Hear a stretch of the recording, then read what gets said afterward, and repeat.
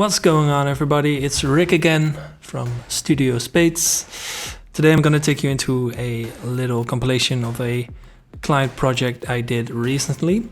I was approached by a web design company in Rotterdam. I was asked to animate a couple of pictures they want to use on the design of their new website. The point was to subtly animate the pictures so it won't be too big of a distraction when visitors check out the website.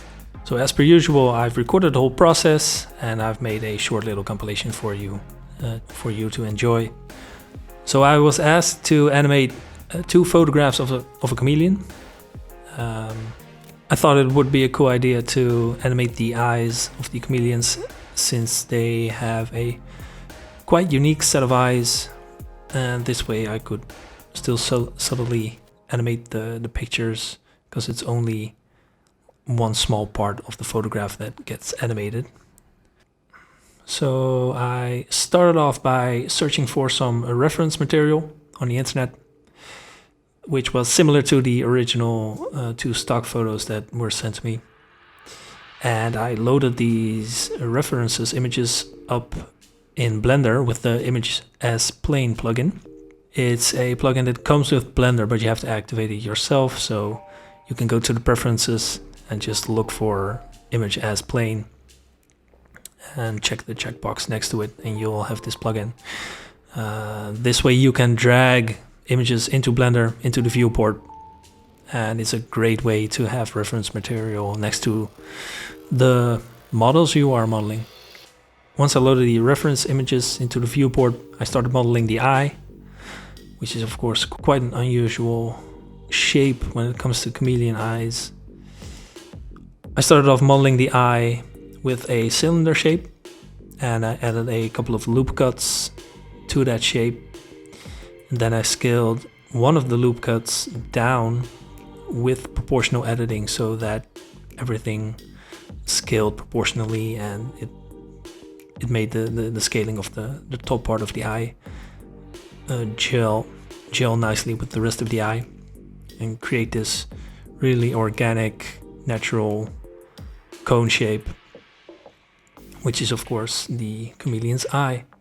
I then loaded up the original stock photo as a plane in Blender, again with the Image as Plane plugin, and I set the render resolution of the image to the size of the stock photograph, and then I put the eye over the location of the eye in the photograph, so that way when I render the image with a alpha channel, so a transparent background, and put it on the photograph in composition software like After Effects, the eye is in the correct position from the start.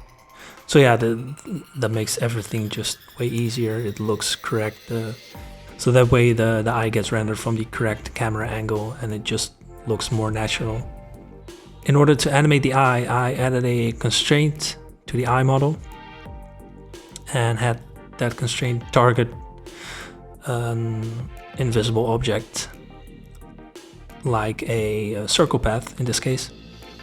And I animated the circle path, so that way the eye always follows the circle path which I animated, which makes it just a lot easier and keeps the eye itself free of keyframes in case you mess something up and have to edit the model.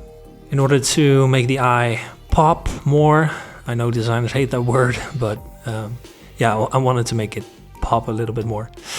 So I added a emissive material to the eye. That way it just, yeah, it's more noticeable, especially in one of the images in which the eye is quite small. That way, yeah, viewers should be able to see it quite easily without it being too obtrusive for the user experience on the website. Animating the eye is quite easy. I don't know if you've ever really looked at a chameleon's eye movements, but they're quite staccato, very jumpy and choppy. My guess is that all predators, because even though chameleons seem quite slow, they're still predating flies and other bugs. My guess is all predators have fast eye movement, but in order to focus on their prey, of course. But chameleons are quite special since a lot of their eye and eyelids is situated outside of their skulls, or to a bigger degree than humans, for example. So it's really noticeable that they have this choppy eye movement, almost quantized in a way. So that's what you want your keyframes to look like. No easing, just really choppy, fast movements. So that's quite easy to animate. I also animated the iris. This I did with the Animate All plugin for Blender. I'm not sure, but I think that also comes with Blender. But it's also not activated, so just go to Preferences and look for Animate All, and that way you can keyframe more objects in Blender. In this case, I animated the vertices of the inner circle of the iris to kind of correspond with the direction of the light from which the HDRI shines light upon the eye of the chameleon. So when he's directly looking at a bright light, the iris gets smaller, and when he's looking away from the bright light, his iris gets bigger. And then I just copied the eye to the other stock photograph. I was sent 2 photographs to animate, in this case 2 chameleon photographs at least. And I just copied the eye model and then pasted and then replaced the texture from the first stock photograph with the texture from the second stock photograph.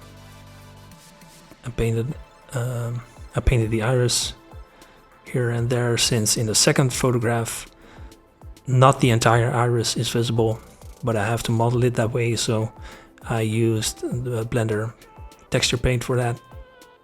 And I also used a bump map input by just using the stock photograph itself and then adding a ramp to the bump map strength.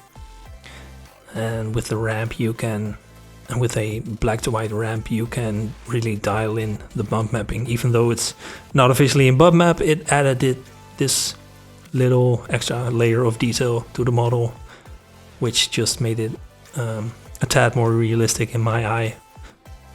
Pun intended. Alright, so that's it. I hope you liked it. I hope you learned something. If not, ask me a question down below and I'll make sure to answer it for you. Take care. Don't forget to subscribe. Don't forget to hit the like button and the notification bell. That really helps me out. And I'll see you in the next video. Take care.